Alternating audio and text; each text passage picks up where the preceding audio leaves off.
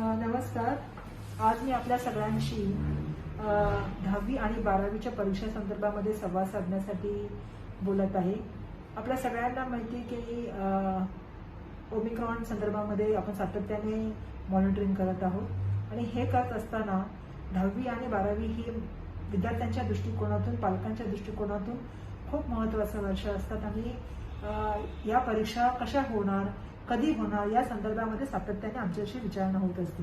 आणि आज या प्रश्नांना उत्तर देण्यासाठीच मी या ठिकाणी आलेले आहे की आपल्या माध्यमिक शालांत परीक्षा म्हणजे इयत्ता 10वी आणि उच्च माध्यमिक शालांत परीक्षा म्हणजे इयत्ता 12वीच्या परीक्षा संदर्भामध्ये आपल्या सगळ्यांना माहिती अवगत करण्यासंदर्भात मी बोलत आहे.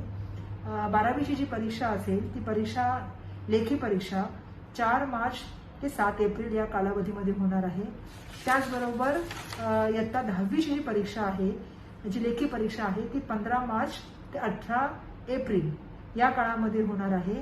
या व्यतिरिक्त ज्या प्रात्यक्षिक, लेखी व तोंडी परीक्षा असतील या 12वीच्या ज्या आहेत त्या 14 फेब्रुवारी ते 3 मार्च पर्यंत होणार आहेत आणि 10वी संदर्भामधल्या ह्या परीक्षा ज्या आहेत त्या 25 फेब्रुवारी ते 14 मार्च या कालावधीमध्ये ह्या परीक्षा होणार आहेत.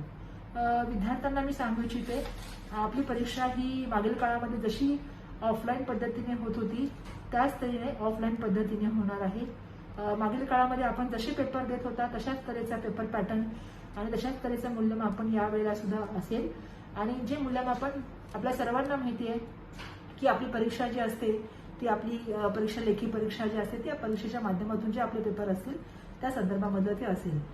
मी आपल्या सर्वांना खूप साऱ्या शुभेच्छा देते आणि आपल्याला एवढंच सांगू इच्छिते की आपलं आरोग्य आणि आपली सुरक्षितता याच्यावर आमचं पूर्णपणे लक्ष आहे. येणाऱ्या काळामध्ये 10वी आणि 12वीच्या परीक्षांच्या शुभेच्छा देत असताना या परीक्षा ऑफलाईन पद्धतीने होतील आणि ह्या परीक्षा ज्या आहेत त्या नेहमी म्हणजे पूर्वीप्रमाणे जसं घडत आलं होतं त्याचप्रमाणे बोर्डाच्या माध्यमातून घेतल्या जातील. धन्यवाद.